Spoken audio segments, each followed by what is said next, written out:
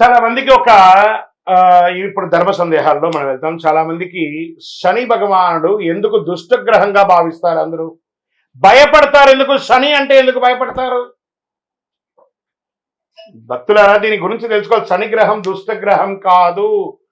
శనిగ్రహం ఒక కఠినమైనటువంటి ఒక గురువు. నువ్వు ఎలా ఉండాలి, నీ జీవితంలో ఎలా నీ మార్పులు చేర్పులు జరగాలి అని చెప్పే ఒక అద్భుతమైనటువంటి ఒక సూత్రధారి, ఒక ధర్మ దారి చూపించే ఒక మహానుభావుడు ఎవరైనా ఉన్నారంటే అది శని భగవానుడే. శని యొక్క స్వభావం ఏమిటంటే మన జీవితంలో చేసిన కర్మ ఫలితాలని ఆయన కడుగుతాడు. మన తప్పు చేసే శిక్షిస్తుంది, సరైన మార్గంలో నడిపించే గొప్ప ఫలితాన్ని ఇస్తారనమాట ఆయన. అందుకే శనిని న్యాయాధిపతిగా అంటారు. అందుకే ఏ దేవుడికి కూడా లేని ఈశ్వర శబ్దాన్ని కలిగినటువంటి వాడు. ఏం చెప్తారు? ఈశ్వరుడికి మాత్రం ఈశ్వర శబ్దం ఉంది కదా, శనేశ్వరుడు అన్నారు.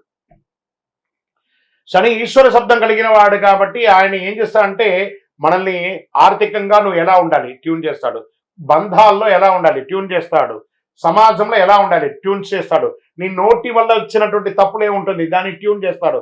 ఎన్ని రకాలుగా అంటే ఆయన ఏ రకంగా మన దాంట్లో ప్రయాణం చేస్తాడు?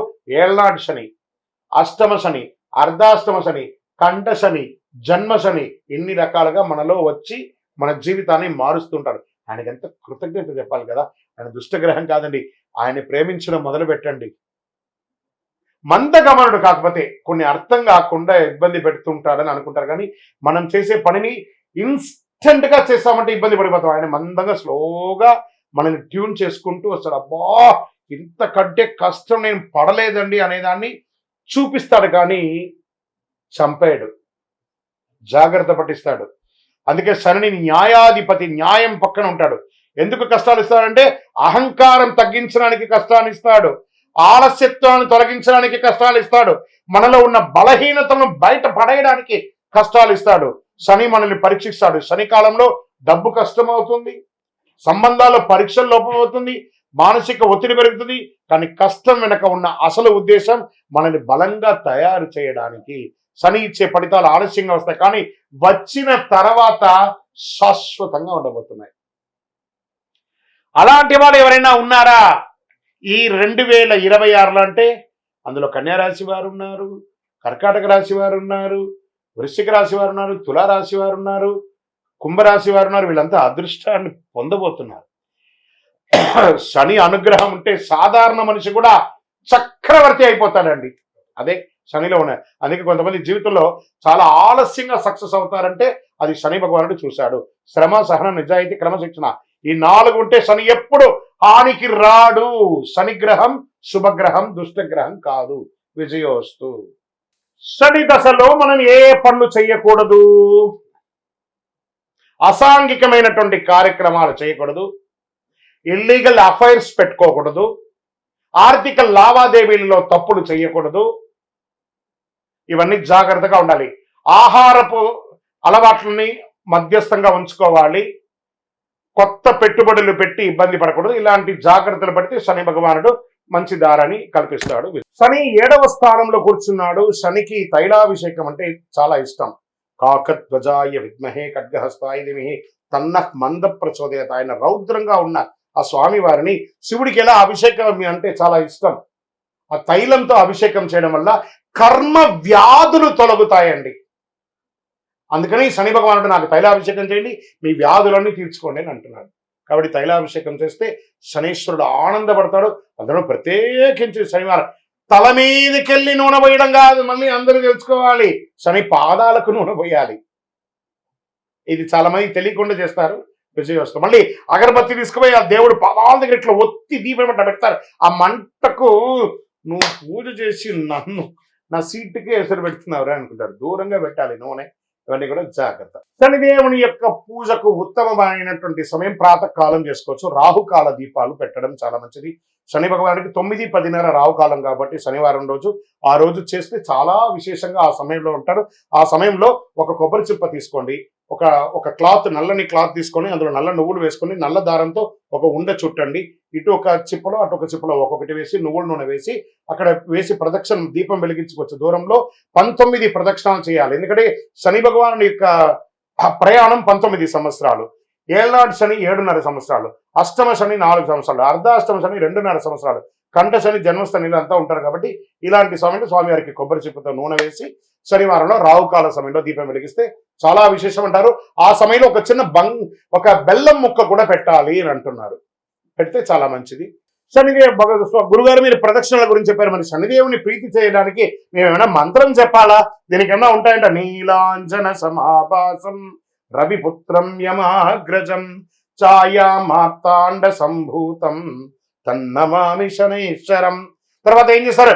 కాకధ్వజాయ విద్మహే ఖడ్గహస్తాయ ధీమహి తన్న మంద ప్రచోదయ. ఇవన్నీ అయిన తర్వాత ఆయన దగ్గర మనం ఏమని ప్రార్థన చేసుకుంటున్నాం? శని బాధ వినాశాయ ఘోర సంతాపహారిణే కనకాలయ వాసాయ భూతనాదాయతే నమః. ఆయన దగ్గర ఏం ప్రార్థన చేస్తున్నాం? దేహి మే బుద్ధి వైశిష్ట్యం. స్వామి నా బుద్ధి చెడిపోయినట్టు కనబడుతుంది, నాకు మంచి ఆ బుద్ధి ఇవ్వండి. దేహి మే బుద్ధి వైశిష్ట్యం దేహి మే నిత్య యవ్వనం. నేను ఆహార అలవాట్ల ద్వారా నా శరీరాన్ని నాశనం చేసుకున్నాను, ఇది నాకు మంచి ఆరోగ్యాన్ని. దేహి మే నిత్య యవ్వనం దేహి మే పరమానందం. ఆ స్వామి దగ్గర ఆనందాన్ని కల్పించండి స్వామి.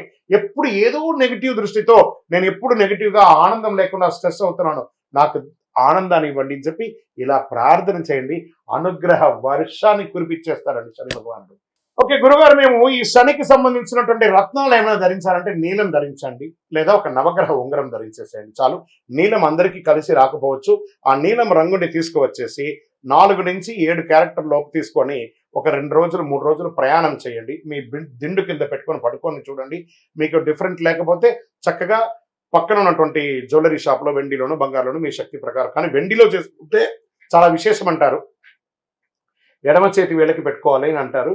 ఆ అవకాశం ఉంటే చేసుకోండి, కొత్త ప్రయోగాలు చేసుకోండి. ఉంగరాలు పెట్టుకుంటే లాభం కాదు, అవన్నీ కమోడిటీస్. ఈ ఉంగరాలు పెట్టుకుంటే శని శాంతి ఇచ్చేస్తాడని అనుకోకండి. దైవ ప్రార్థన చేస్తేనే ఆయన అనుగ్రహిస్తాడు. ఆ ఉంగరాలు వేసుకొని అసాంఘిక కార్యక్రమాలు చేయకూడదు, నాన్ వెజిటేరియన్ డ్రింక్ అవన్నీ దాన్ని వేసుకొని ధరించకూడదు, చావులకు వెళ్ళకూడదు, పడుకునేటప్పుడు ఇప్పేయాలి. ఇలాంటి నియమాలు పాటిస్తేనే జాతి రత్నాలకు వెళ్ళండి, లేదా దైవ ప్రార్థన చేయండి, విజయోస్తు. శని ప్రభావం తగ్గించడానికి నేను ఏ దానాలు చేయాలి స్వామి? భూదానం. చక్కగా ఒక బ్రాహ్మణికి భూదానం ఇవ్వండి మీకు శక్తి ఉంటే. భూదాన ప్రమాణంగా తిలదానం, నువ్వులు దానం ఇవ్వండి, లేదా సాహిత్య దానం. ఒకరోజు వాళ్ళ ఇంట్లో ఒక బ్రాహ్మడు భోజనం చేయడానికి ఒక పప్పు ఉప్పు బియ్యం వేయండి. ఏమండి అదేనా ఇంకేమైనా చేయొచ్చు అంటే పేదవాళ్ళకి, ముక్కు మొహం తెలియని వాళ్ళకి చెప్పులు దానం, తర్వాత గొడుగు దానం, వస్త్రదానం, అన్నదానం, నహి నహి బహుదానం, అన్నదానం సమానం అన్నారు. ఇలాంటి దానాలన్నీ చేయండి, విజయోస్తు. ఇప్పుడు శ్రీచక్రం ఇంట్లో పెట్టుకోవచ్చా? దీన్ని పెట్టుకోవడం వల్ల లాభం ఏమైనా ఉందా? ఇది ఇంట్లోనే కాదండి, ఇది వ్యాపార స్థలంలోనూ టేబుల్ మీద చూడండి. నా టేబుల్ మీద ఎప్పుడు ఉంటుంది శ్రీచక్రం. శ్రీచక్రం నిత్యం దీంట్లోనే ఉంటుంది. ఏ విధమైనటువంటి నెగిటివ్స్ ఉన్నా కూడా పోతుంది. ఇక్కడ ఏం చెప్పారు? బిందు దర్పణ సందుష్టాం పూర్వ అదుగురాంబిక అని చెప్పి అన్నారు. ఈ బిందుతో పాటు కూడినటువంటి ఈ శ్రీచక్రాన్ని ఎవరైనా మీ యొక్క స్థానంలో, మీ ఆఫీస్లో, మీ యొక్క వ్యాపార స్థలంలో, మీ యొక్క ఇంట్లో ఎక్కడ పెట్టినా ఏం చెప్పారు? సుమేరు మధ్య శృంగస్తే శ్రీమన్ నగర నాయిక చింతామణి గ్రహ అంతస్థ పంచ బ్రహ్మాసన స్థితి అన్నారు. ఈ మేరు ఎక్కడ ఉంటే ఆ శ్రీ ఎక్కడ ఉంటే అక్కడ అనుగ్రహమే. అనుగ్రహం కావాలన్న ప్రతి ఒక్కళ్ళు కూడా ఏమన్నా మరి ఇది పెట్టేసుకుంటే చాలా అనుష్ఠానం చేయాలి కదండి అంటే పూజ రూమ్లో ఉన్నదానికి అభిషేక ఆరాధన చేయండి. మీ ఆఫీస్లో ఉన్నదానికి నెగిటివ్ రిమూవర్గా దీన్ని పెట్టుకోండి. చక్కగా ఏ విధమైనటువంటి నెగిటివ్ ఉన్నా ఇలా టేబుల్ మీద పెట్టుకోండి, మీ యొక్క కౌంటర్ మీద పెట్టుకోండి. ఏ విధమైనటువంటి నెగిటివ్ ఉన్నా కూడా తొలగిపోతుంది. అందులో మన యొక్క సంస్థ శ్రీ కుబేర కలెక్షన్స్ నుంచి, పూజాద్రవ్యం వీటి నుంచి ఒక పంచలోహంతో తయారు చేసినటువంటి ఈ శ్రీచక్రాన్ని సిద్ధంగా ఉంచాం, కావాల్సిన పొందవచ్చు. శని దోషం ఉందని ఎలా తెలుసుకోవాలి? సమస్యలు వచ్చిందా లేదని ఎలా తెలుసుకోవాలంటే మీ యొక్క గోచార ప్రకారం మాలాంటి గురువులు చాలా మంది టీవీలో ఎప్పుడప్పుడు మీకు శని దోషం వస్తుందో చెప్పేస్తున్నారు. మీ వ్యక్తిగత జాతకము మీ యొక్క గురువుల్ని సంప్రదించి తెలుసుకోవాలి. ఆ వచ్చినప్పుడు ఉన్న పరిహారాలన్నీ చేసుకుంటే బాగుంటుంది. ఎలా ఉంటుందంటే ఇంతకుముందు చెప్పాం కదా, ఆరోగ్యం మీద, ఆర్థికం మీద, శారీరకం మీద, సమాజం మీద, కుటుంబ సమస్యల మీద ఇబ్బందులు కనబడుతూ ఉంటాయి. అవే యొక్క శని యొక్క ప్రభావం. అందులో మన యొక్క బుద్ధి కూడా ఇబ్బంది పడుతుంటుంది. కాబట్టి సద్గురువుని సంప్రదించి మీ జ్యోతిష్య పరిహారాలు తెలుసుకోండి. తప్పకుండా శని భగవాన్, మళ్ళీ చెప్తున్నాను, నవగ్రహాల్లో ఉన్నటువంటి 7వ గ్రహమైనటువంటి శని భగవాన్ని దుష్టగ్రహంగా భావించకండి. 7 గ్రహాలు కాదు, 9 గ్రహాలు అనుకూల గ్రహాలే. మళ్ళీ చాలా మందికి అదొకటి. నవగ్రహాలు తిరిగిన తర్వాత కాలు కడుక్కోవాలా? చాలా మంది చెప్తున్నారు కాలు కడుక్కోవాలని. ఇది ఎక్కడైనా ఉందా? శాస్త్రంలో ఉందా? ప్రమాణం ఉందా? దీనికి ఏమైనా ఆధ్యాత్మికమైనటువంటి ఎవిడెన్స్ ఉందా అంటే అబద్ధం అండి అది. ఎంత అద్భుతం! ఎందుకంటే శనిగ్రహం శని పట్టేసుకుంటాడట. నవగ్రహాలు ఉన్నాయి. నవగ్రహాలని తిరిగేసి కాలు కడుక్కుంటే నన్ను తిరిగి కాలు కడుక్కొని నన్ను అవమానిస్తావని ఆ దేవతలు మన పైన ఆగ్రహం తెచ్చుకునే అవకాశాలు ఉన్నాయి.